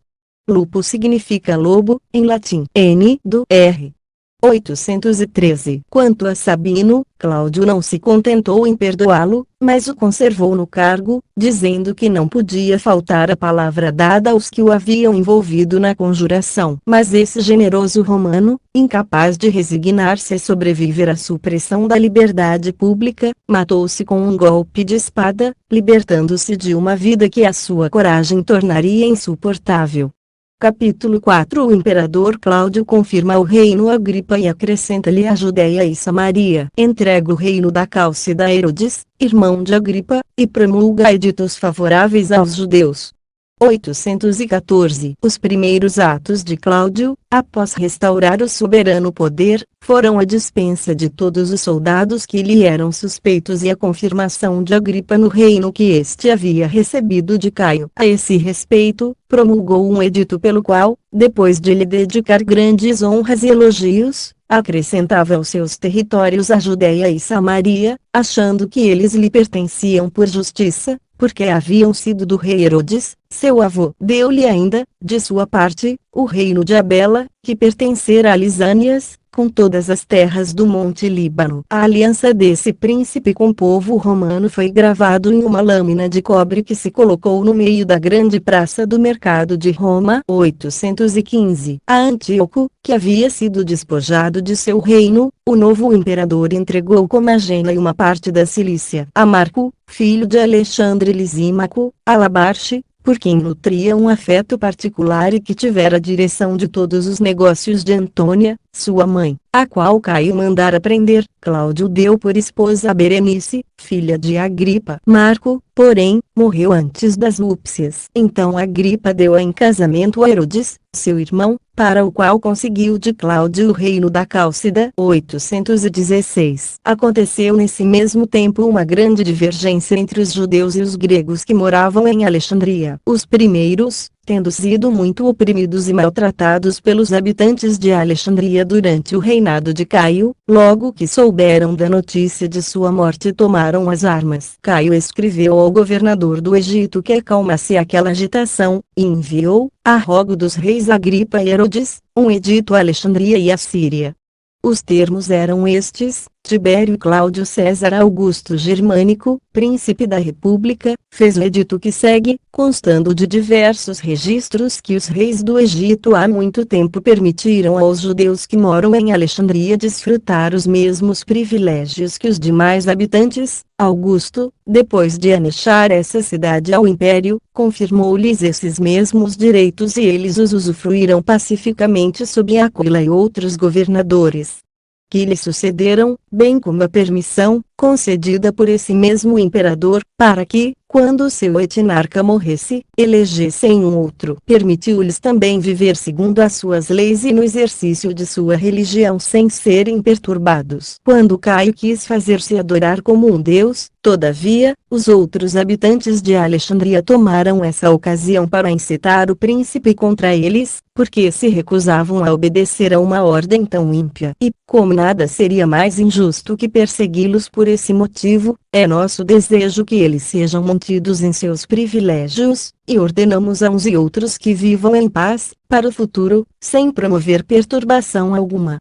Esse mesmo imperador enviou outro edito a todas as províncias do Império Romano, cujo conteúdo era o seguinte: Tibério Cláudio César Augusto Germânico, sumo sacerdote da República e cônsul designado pela segunda vez. Os reis Agripa e Herodes, que são nossos amigos muito particulares, rogaram-nos que permitíssemos aos judeus esparsos por todo o Império Romano viver segundo as suas leis, como de fato permitimos. Nós, de boa mente, o concedemos aos que moram em Alexandria, não somente em consideração a dois tão grandes intercessores, mas também porque julgamos que o afeto e a fidelidade que os judeus sempre demonstraram pelo povo romano os tornam dignos de receber essa graça. Assim, é nosso desejo que nem mesmo nas cidades gregas eles sejam impedidos de usufruir esses favores, pois o Divino Augusto os manteve, e que possam desfrutá-los no futuro em toda a extensão do império. Desse modo, por essa prova de nossa bondade, estarão eles também obrigados a respeitar a religião dos outros povos e se contentar em viver essa plena liberdade. E, para que ninguém disso possa duvidar, ordenamos que o presente edito seja publicado não somente em toda a Itália, mas enviado por nossos oficiais aos reis e príncipes fora dela, e afichado em lugar visível durante 30 dias.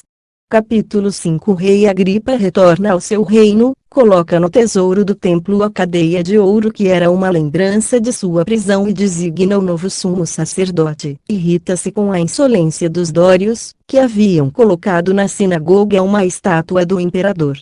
817 Depois que esses editos, pelos quais o imperador Cláudio demonstrava tanto afeto pelos judeus, foram publicados e enviados a Alexandria e a todos os outros países sujeitos ao Império Romano, ele permitiu a Agripa, a quem havia acumulado de honras e benefícios, voltar ao seu reino, e entregou-lhe cartas de recomendação endereçadas aos governadores e aos intendentes das províncias. Logo que chegou a Jerusalém, Agripa cumpriu, com sacrifícios, os votos que fizera a Deus, obrigou os nazarenos a cortar o cabelo e realizou todas as outras coisas que a lei determina.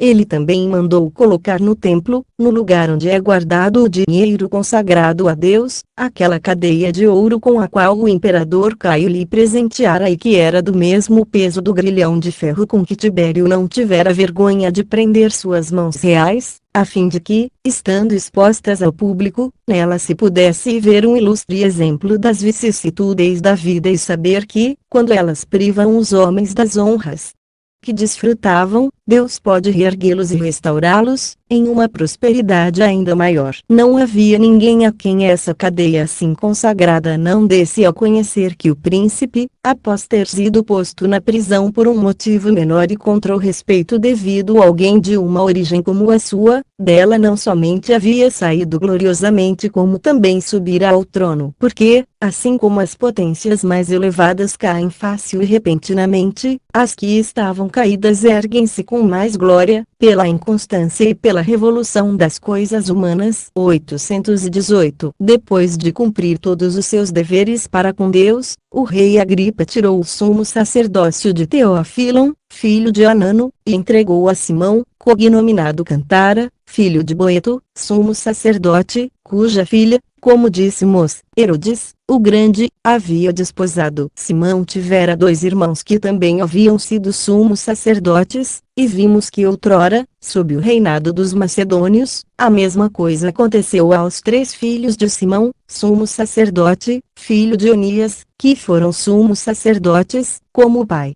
Depois que Agripa dispôs tudo o que se referia ao supremo sacerdote, não quis deixar sem agradecimento o afeto que os habitantes de Jerusalém lhe haviam demonstrado, e, para mostrar-lhes a sua generosidade, perdoou os impostos que cada família devia pagar e honrou Silas, que jamais o havia abandonado nas dificuldades, com o cargo de general de suas tropas. 819 Pouco tempo depois, alguns moços da Dórida, demonstrando a sua temeridade e insolência, atreveram-se, sob o pretexto de piedade, a colocar uma estátua do imperador da sinagoga. E, como nada poderia ser mais contrário e injurioso às nossas leis, Agripa ficou tão irritado que foi imediatamente procurar Petrônio, que tinha o comando do exército na Síria. O governador mostrou que estava não menos surpreendido que ele ante tão grande impiedade, e escreveu aos que haviam tido a ousadia de cometê-la nos termos que se seguem.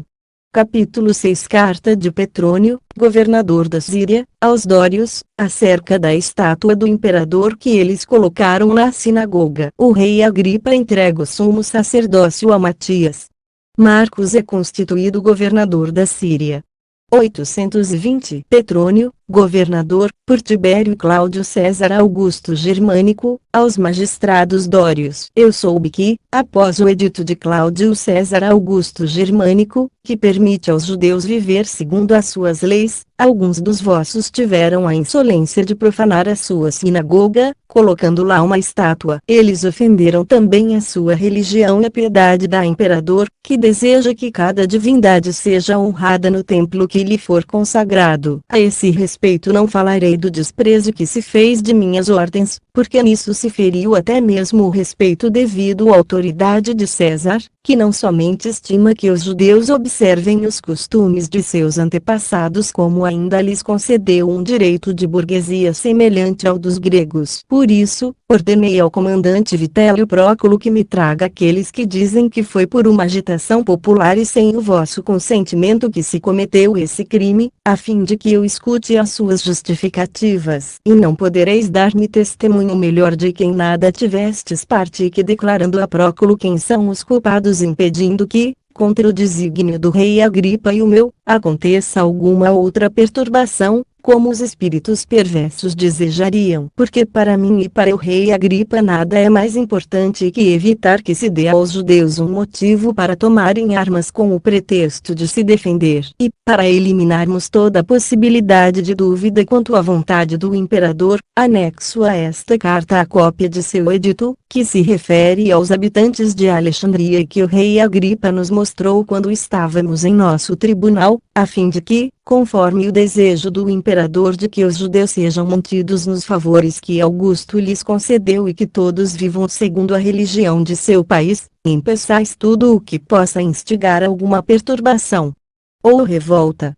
Esse sensato procedimento de Petrônio remediou a falta que se havia cometido, e por causa disso não mais se cometeram outras semelhantes. 821. O rei Agripa, depois disso, tirou o sumo sacerdócio de Simão Cantara e entregou-o a Jonatas, filho de Anano, julgando-o mais digno dele. Mas ele rogou que o rei o dispensasse do cargo, expressando-se nestes termos: sou-vos muito grato por me desejardes conceder tanta honra, mas Deus não me julga digno dela. É-me suficiente já haver recebido uma vez a veste sagrada, e eu não poderia agora retomá-lo tão inocentemente como fiz outrora. Se vossa majestade desejar conceder essa dignidade a uma pessoa que a merece muito mais que eu e cuja virtude seria muito mais agradável a Deus, eu não hesitaria em vos propor o meu irmão. Essa resposta tão modesta comoveu Agripa de tal modo que ele deu o sumo sacerdócio a Matias, e o irmão de Jonatas. Algum tempo depois, Marcos sucedeu a Petrônio no governo da Síria. Capítulo 7. A extrema imprudência de Silas, general das tropas de Agripa, leva esse príncipe Apolo numa prisão. Fortifica Jerusalém, mas o imperador Cláudio proíbe de continuar suas excelentes qualidades. Seus soberbos edifícios. Motivo de sua aversão por Marcos, governador da Síria. Ele entrega o sumo sacerdócio a Elioneu. Morre de maneira horrível. Deixa como sucessor o seu filho Agripa. Horrível ingratidão dos habitantes de Cesareia e de Sebaste para com a sua memória. O imperador Cláudio envia Fado para governar a Judéia, por causa da menoridade de Agripa.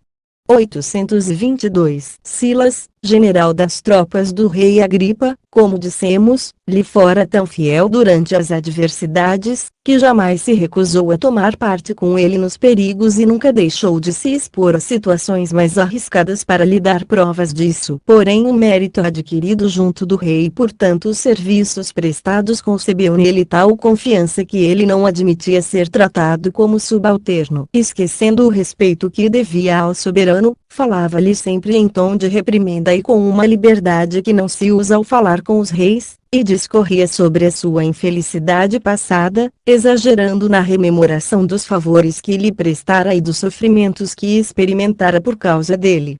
Essa aborrecida e imprudente maneira de agir tornou-se insuportável ao príncipe, porque nada é mais enfadonho que a renovação das lembranças desagradáveis, nem mais ridículo que a menção insistente dos favores e serviços que se prestou a alguém. Por fim, o descontentamento que Agripa sentiu foi tão grande que, cedendo à cólera mais que à razão, não somente privou Silas de seu cargo como também o encerrou numa prisão, na cidade de seu nascimento. Algum tempo depois, no entanto, acalmou-se, ao recordar os favores que dele recebera, e mandou chamá-lo para tomar parte num banquete que oferecia aos amigos.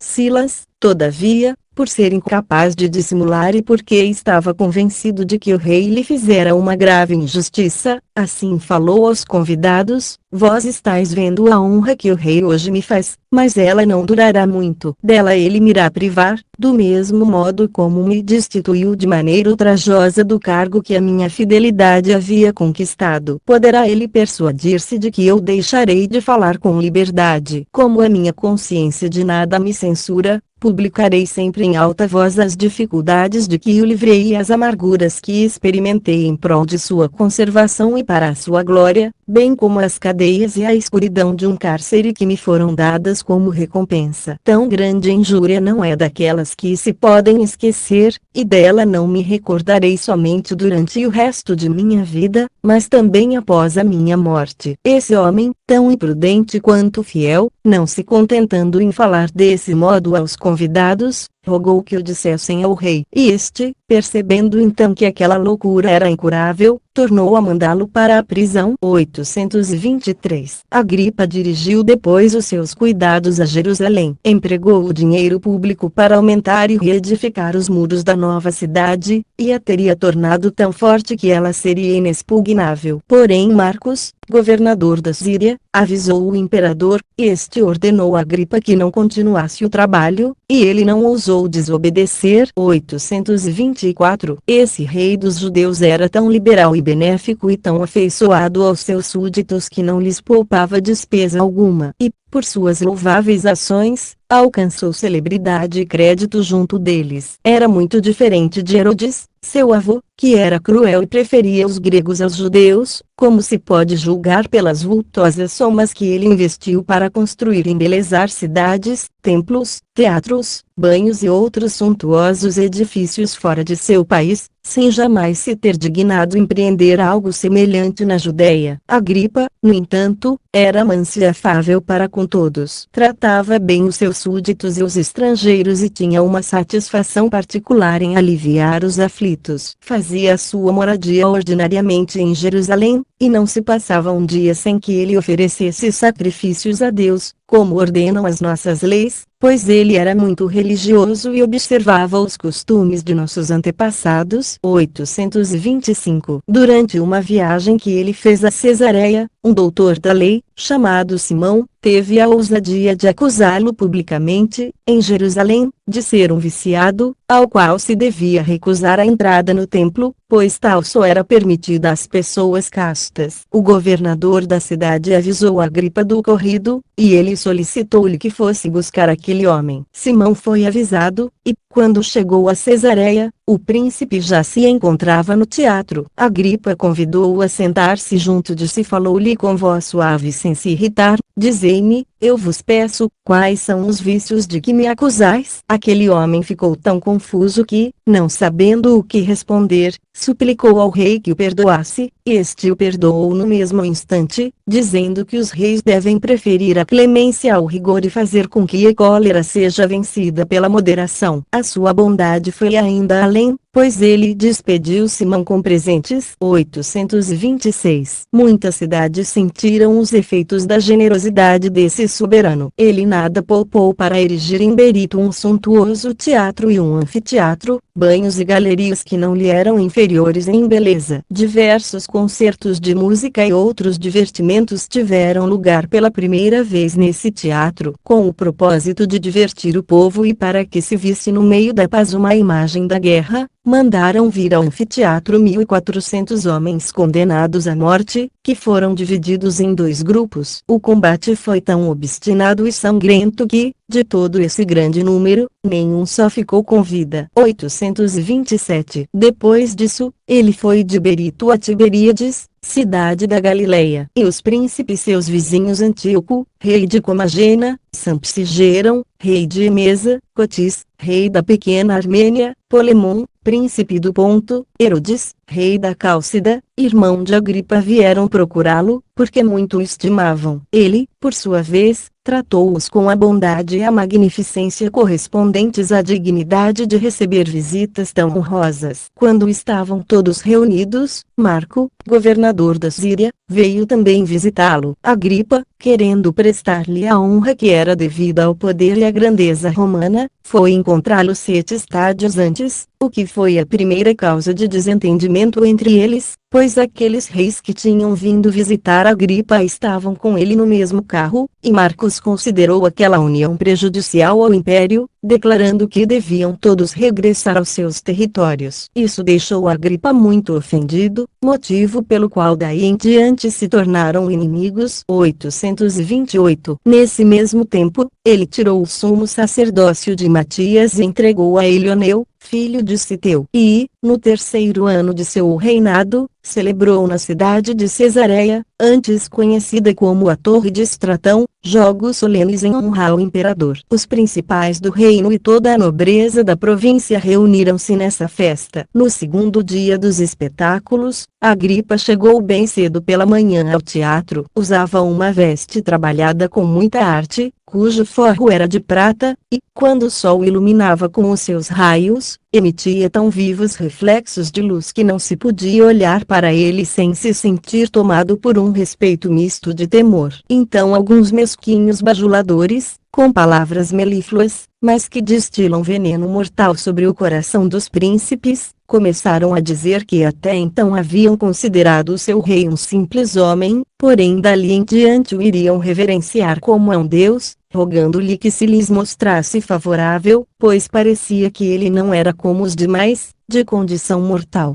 Agripa tolerou essa impiedade, que deveria ter sido castigada com muito rigor. E logo ele levantou os olhos e viu uma coruja por sobre a sua cabeça, pousada numa corda estendida no ar, e lembrou-se de que aquela ave era agora um presságio de sua desgraça, tal como outrora havia sido o prenúncio de sua prosperidade. Soltou então um profundo suspiro, ao mesmo tempo que começou a sentir as entranhas roídas por uma dor horrível. E, voltando-se para os seus amigos, disse-lhes: aquele que pretendeis fazer acreditar que é imortal está prestes a morrer. A providência divina veio desmascarar a vossa mentira. Mas é preciso aceitar as determinações de Deus, apesar de eu ter sido muito feliz, a ponto de não haver príncipe de quem eu invejasse a felicidade. Dizendo essas palavras, ele sentiu que as dores aumentavam. Levaram-no ao palácio, e a notícia de que ele estava prestes a exalar o último suspiro espalhou-se imediatamente. Logo todo o povo, com a cabeça coberta por um saco, segundo o costume de nossos pais, fez orações a Deus pela sua saúde, e todo o ar ressoava com gritos e lamentações. O príncipe, que estava no quarto mais alto do palácio, vendo-os de lá prostrados em terra, não pôde reter as lágrimas. As dores, porém, continuaram por 5 dias a fio e o levaram desta vida, aos 54 anos de idade e 7 de reinado. Foram 4 anos sob o imperador Caio, dos quais nos 3 primeiros ele governou apenas a tetrarquia que pertencera a Filipe, sendo-lhe acrescentada no 4º ano a de Herodes. Nos 3 anos em que reinou sob Cláudio, esse imperador deu-lhe também a Judéia, Samaria e Cesareia. E, embora as suas rendas fossem muito altas, ele era tão liberal e magnânimo que se via obrigado a pedir emprestado grandes somas. 1.200 vezes 10.000, diz o texto grego, sem nada mais especificar. 829. Antes que a notícia de sua morte se tivesse divulgado, Xeixias, general das tropas, Herodes, o príncipe da Cálcida, ambos inimigos de Silas, mandaram que Aristo o matasse na prisão, fingindo ter recebido ordem do rei para isso. 830. O príncipe, que possuía grandes qualidades, deixou, ao morrer, um filho de 17 anos, chamado Agripa, como ele, e 3 filhas, das quais a mais velha, de nome Berenice, que então contava 16 anos, havia desposado Herodes, seu tio. Mariana, que era a segunda, de 10 anos, era noiva de Júlio Arquial, filho de Xeixias. E a terceira, de nome Drusila, que tinha apenas 6 anos de idade, era noiva de Epifânio, filho de Arquial, rei de Comagena. 831. Quando a notícia da morte do rei Agripa se tornou pública, os habitantes de Cesareia e de Sebaste esqueceram todos os benefícios que dele haviam recebido. A sua horrível ingratidão levou-os a querer enxovalhar a sua memória com injúrias e ultrajes que eu não teria coragem de referir aqui. Então os vândalos, e entre eles alguns soldados, que eram em grande número no meio do povo, tiveram a insolência de arrancar do palácio as estátuas das princesas filhas do rei e levá-las a lugares infames, onde uma vergonhosa prostituição reúne as infelizes vítimas da impudicícia pública. E, depois que foram expostas à vista de todos, acrescentaram-lhes todas as ofensas e indignidades que imaginaram. Esses pérfidos indivíduos chegaram a promover banquetes nas ruas, onde, com coroas de flores sobre a cabeça e cabelos perfumados, ofereceram sacrifícios a Charon e beberam a saúde uns dos outros, demonstrando grande alegria pela morte do soberano. Ações tão insolentes e ofensivas foram a prova que eles deram de sua ingratidão, depois dos muitos benefícios que deviam a Herodes, o Grande, seu avô, que não somente construíra aquelas cidades como também as havia embelezado com suntuosos templos e com aqueles portos admiráveis que as tornaram tão célebres. 832. Nessa época, o jovem Agripa se encontrava em Roma, sendo educado junto ao imperador. Cláudio ficou muito sentido com a morte de Agripa e enfurecido contra os habitantes de Sebaste e Cesareia. A fim de cumprir o seu juramento, pensou em mandar imediatamente o jovem príncipe para tomar posse do reino. Porém os amigos e libertos, que tinham grande autoridade perante ele, o fizeram mudar de ideia, alertando de que era perigoso conceder o governo de um reino tão extenso a um jovem que não tinha experiência suficiente para administrá-lo, quando a tarefa já era árdua até mesmo para um homem maduro. Assim, ele decidiu enviar outro governador para a Judéia, o qual teria autoridade em todo o reino. Sabedor de que Marcos e o falecido rei Agripa se haviam desentendido, julgou que prestaria melhor essa honra à memória do príncipe entregando o cargo a um amigo, em vez de a um inimigo. Assim, enviou Cuspe o Fado, recomendando-lhe, antes de tudo, que castigasse severamente os habitantes de Cesareia e Sebaste pelos ultrajes que haviam feito à memória de Agripa e as princesas filhas dele. Ordenou-lhe também que enviasse ao ponto as 5 cortes e o resto dos soldados que estavam naquelas 2 cidades e pusesse em seu lugar um corpo retirado das legiões romanas da Síria. A última ordem, no entanto, não foi executada, pois aqueles enviaram delegados ao imperador, os quais lhe acalmaram o espírito e obtiveram dele permissão para ficar na Judéia. E isso foi o princípio de muitos males que depois vieram a afligi-la e a semente da guerra que sucedeu sob o governo de Floro. Vespasiano estava tão convencido de ser esse o motivo que, após subjugar o país, removeu-os da província, como relataremos em seguida.